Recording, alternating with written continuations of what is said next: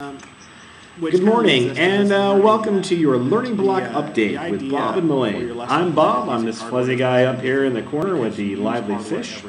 And right in the center of your screen, of course, is the face you know and love of Mullane Innocent. This little bobblehead right here, it's not a shaggy dog. It turns out it happens to be Jay. He is one of our guest instructors today.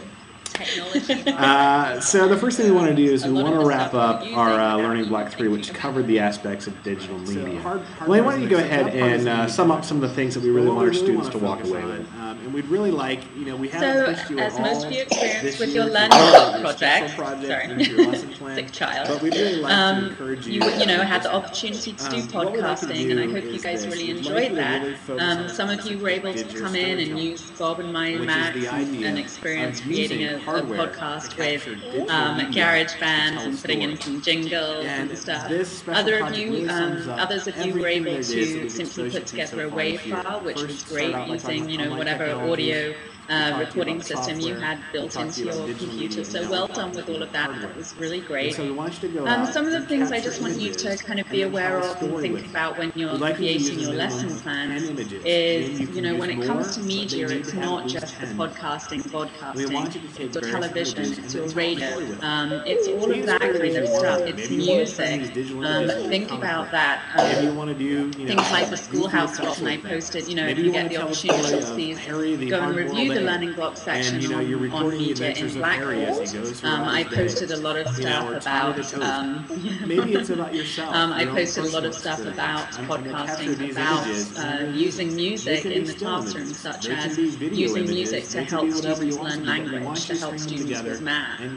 Think about, not just playing them something and having them comment on it, but actually using the rhythm and the beat in an effort to help them to remember, help them to learn those things.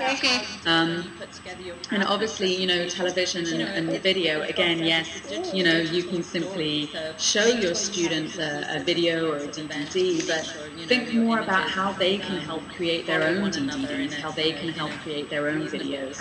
Allow them to, create their own little part of history through using an audio recorder, through creating their own podcasts, things like that. There's so much that you can do, so, don't limit yourself when it comes to media. Absolutely. Media is a part of your everyday life. It's something that you are inundated with from the time you wake up until the time you go to bed.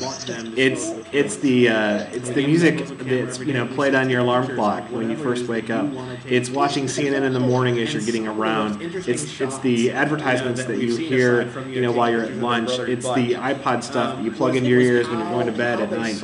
Media is everywhere, and as a student, we all learn in so many different ways. Some of us have to see what it is that you're talking about. Don't just tell me about deforestation. Show me what's really happening in the Amazon rainforest. Give me images. Give me something that I can touch. My son David has Asperger's, and one of the things that he's really gifted in is Audible. And so for David, when he wants to learn things or memorize things, it's got to have that beat. It's got to have that rhythm. He can hear a song, and the next thing I know, he's humming everything beat for beat, note for note.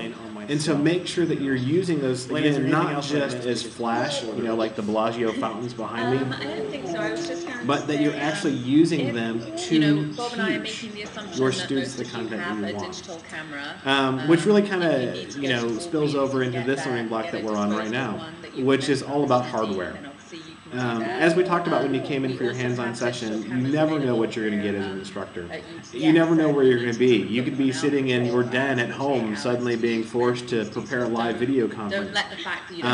Or you could walk into a classroom where the most advanced piece of technology you have is a marker board. It's an amazingly easy project. But the thing as an educator is you've always got to be prepared.